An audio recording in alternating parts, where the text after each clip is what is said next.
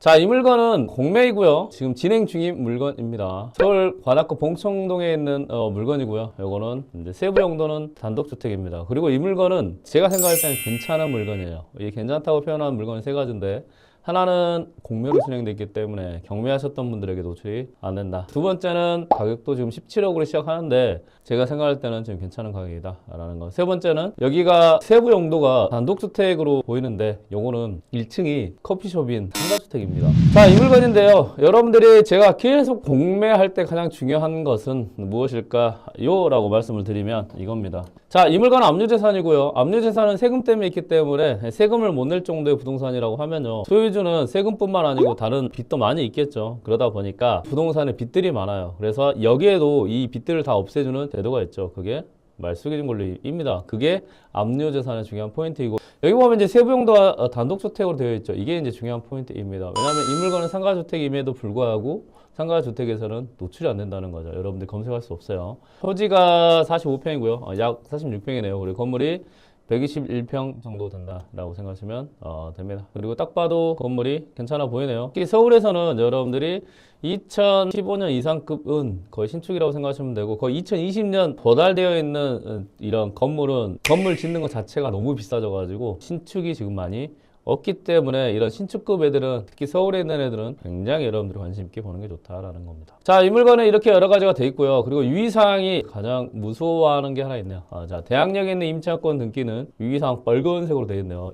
대항력 있는 임차권 등기는 전액 배분되지 않는 경우에 말소되지 않으니까 조심하세요. 그리고 여기는 임차인들이 다수 있으니까 더 조심하세요 라는 게 있습니다. 그리고 이게 압류재산이라고 제가 설명해 드렸어요. 말소기준 권리라는 게 있고, 이 말소기준 권리로 권리 분석을 해야 된다라는 것 중요하죠. 그리고 이 말소기준 권리보다 먼저 전입한 사람이라고 해요. 이걸 임차인이라고 하고요. 임차인이 말소기준 권리보다 먼저 있다 선순위라고 되죠. 선순위 임차인이 대항력이 있게 되면 임차인이 이 돈을 두 군데에서 받아갈 수 있어요.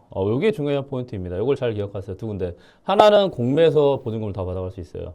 그리고 만약에 공매에서 다 못 받아가면 누구한테 받을까요? 그렇죠. 여러분들한테 받게 되는 거예요. 그게 낙찰자한테 받게 되는 거고, 우리가 흔히 그런 것들을 인수라고 표현합니다. 그럼 우리 입장에서는 이 공매에서 다 받아가는 게 좋겠죠. 그러면 공매에서 다 받아갈 수 있는지 없는지를 따지고 여러분들이 확인하고 분석하는 게 뭐예요? 배분이라는 거예요. 그래서 대항력 있는 임차인이 있다고 하면 이 임차인이 돈을 받아가는 배분의 자격이 되는지를 먼저 첫 번째 확인해야 되고, 그리고 돈을 받아가려고 신청을 했는지에 대한 신청에 대한 부분을 확인하고, 그리고 나서 다른 세금과 빚들에 대한 순서에서 가장 먼저 돈을 받아갈 수 있는 순서가 되는지를 따져서 들어가는 것. 자, 여기서 중요한 거는 이 물건 같은 경우는 공매이고 압류재산이에요. 근데 압류재산 같은 경우는요, 우리 경매와 같이 이 매각물건 명세서라는 게 경매는 있죠. 그래서 이 물건에 대해서 어떤 설명을 좀 해줘요. 그리고 권리분석과 여러 가지 설명을 해주는데, 공매도 그런 제도가 있어요. 압류재산에만 있습니다. 그만큼 권리분석이 약간 복잡하다고 판단을 해서 온비디에서 제공을 하는데요. 다만 그 압류재산 이 명세서라는 게 있는데, 이 명세서는 입찰 일주일 전에 나옵니다. 근데 얘가 입찰이 언제였죠? 그렇죠. 4월 14일이죠. 14일이기 때문에 아직 재산 명세가 안 나왔다. 다만 그 옥션웨이라는 유료 공매지이거든요. 여기에 정보가 있다는 거죠. 여기에 보면 전입이 있고요. 그리고 말소기준 권리에 의해서 여러분들이 권리 분석을 할 수 있습니다. 자, 여기서 제가 이제 찾아보니까 말소기준 권리가 얘더라고요. 2017년 12월 26일이에요. 말소 근가압에 의해서 얘가 되는 거고요. 2017년 12월 26일보다 먼저 전입한 사람이 있는지 보는 거예요. 이게 이제 전입 날짜입니다. 2017년 12월 27일보다 먼저 전입한 사람이 없죠. 다 2020년 이후 21년 정도에 나왔습니다. 이게 중요한 포인트는 뭐냐? 이때부터 여기는 아마 전입한 사람들이 있다는 거는 임차인들이 이제 좀 들어왔다라고 생각하시면 될 것 같아요. 그러면 이거는 대항력 있는 임차인이 없네요. 다만 재산 명세를 보고 좀 더 꼼꼼히 봐야 되고요. 그리고 여기에는 여러분들이 이 서류를 가지고 주민센터 가면요, 전입세 달러물 뗄 수 있고, 그 다음에 외국인 체류 확인서를 뗄 수 있거든요. 거기 안에 있는 전입 날짜를 떼서 다시 한번 말소기준 권리와 선후를 따져보면 권리 분석이 끝난다 생각하시면 돼요. 제가 권리 분석 할 때는 대항력이 없어 보입니다. 이제 여러분들이 확인해야 될 게 무엇일까요? 그렇죠? 여기에 있는 위치가 있는 이 크기에 있는 다가구 상가주택이 이 17억이라는 가격이 적당한가를 보는 거예요. 이게 굉장히 중요한 포인트이죠. 자, 사진 보면 이렇게 돼 있고, 그리고 커피숍도 같이 있고 좀 운영을 하고 있는 것 같더라고요. 얘가 2018년 9월 11일이에요. 그리고 지하 1층부터 4층까지 있는 건물이다 라고 생각하시면 되고, 이 감정평가에서 보면 사진이 더 이제 많이 나와요. 자, 이 대상 물건이고요.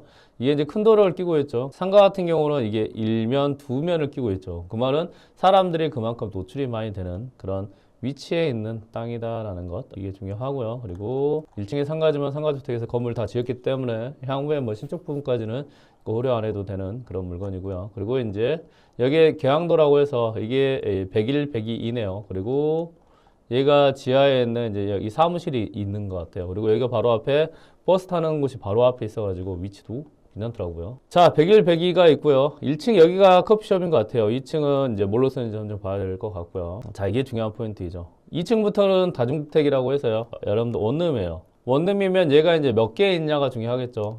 201호부터 205호까지 5개네요. 3층 볼까요? 3층 5개. 4층 볼까요? 4층 5개. 다 해서 몇 개? 15개. 그러니까 한마디로 지하에 사무실 하나, 층에 상가 2개, 그 다음에 원룸 15개 있는 상가주택이 이 17억 정도에 나왔다라는 게 중요하고요. 그리고 이 감정평가에는 사진도 이렇게 있습니다. 쭉 보면 이런 사진들이 많아요. 깨끗하게 되어 있다라는 것 보시면 될 것 같고요. 자, 그리고 이 물건에 대한 이 가격이 얼마인지 가격을 매겼던 시점도 중요하겠죠. 2024년 12월 17일, 그래도 몇 달 전에 가격을 매겼던 물건인 것 같고요. 그리고 평당 곱하기 3.3 하면 약 2,500만 원 정도 평당 가격을 매긴 것 같습니다. 자, 그러면 이제 월세랑 그다음 시세 등을 한번 확인을 해서 이 물건을 찾아볼 수 있도록 하겠습니다. 여기 보면 월세가 이렇게 생각보다 많이 있지는 않죠. 얘 한번 클릭을 해볼까요? 얘 클릭하니까 약 1000에 55 정도 되고요. 얘는 1000에 70 정도 되는데 얘는 1.5룸이니까 얘를 기준으로 좀 보면 되겠네요. 얘 클릭을 해볼까요? 얘가 이제 여기 연식을 한번 보는 거예요.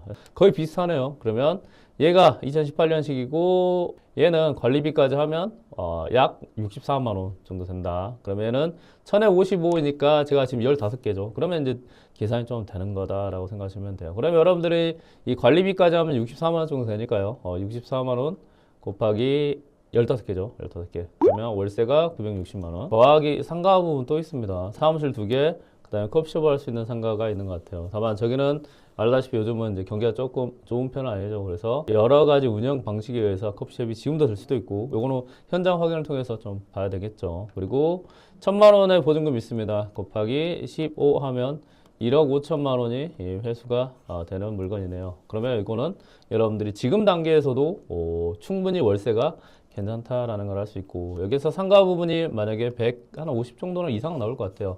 한다고 하면 요거는 월세가 1200만 원까지도 나올 수 있는 그런 물건이다라는 거 생각하시면 됩니다. 이건 대략적인 겁니다. 자, 그러면 일단 네이버 부동산을 통해서 가격을 한번 볼 수 있도록 하겠습니다. 자, 네이버 부동산에서 이제 빌라주택으로 들어가고요. 2개 정도 있고요. 클릭을 보니까 얘는 이제 단독 다가구인데, 자, 얘 17억이네요. 이거는 단독 주택이에요. 방이 12개예요. 공매 물건 15개입니다. 그리고 중요한 거는 뭐냐?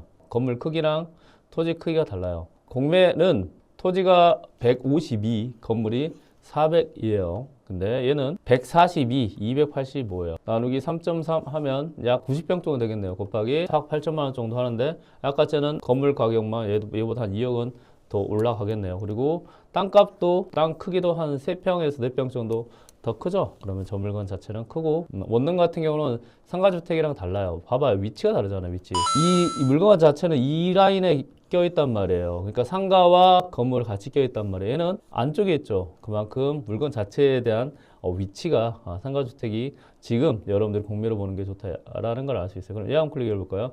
얘는 지금 31억 정도 하고요. 얘는 지금 25억 정도 하네요. 25억 정도 하는데 보면 여기 라인보다는 여기가 더 라인이 좋지는 않죠. 여기가 상가주택이 더 좋죠. 그러면 이 물건은 지금 최소 20억 이상을 한다는 것을 반증할 수 있죠. 공매를 통해서 여러분들이 압류재산이긴 하지만 아직도 숨어있고 많은 물건들이 있다라는 거 기억하시고요. 그리고 이런 물건들을 잘 보고 검색을 하고 투자를 하면 굉장히 중요한 포인트가 되는 이유가 여러 가지가 있지만, 이거 같은 경우는 일단 압류재산이다. 그리고 뭐였죠? 이게 주택으로 표시됐다는 게 중요한 포인트예요. 그리고 이 물건에 대한 권리 분석의 자체가 담당자가 굉장히 이런 위험할 것 같은 문구를 써놓는 것, 이게 경매하시는 분들에서 공매로 넘어온 분들한테 바로 주저하게 만들거든요.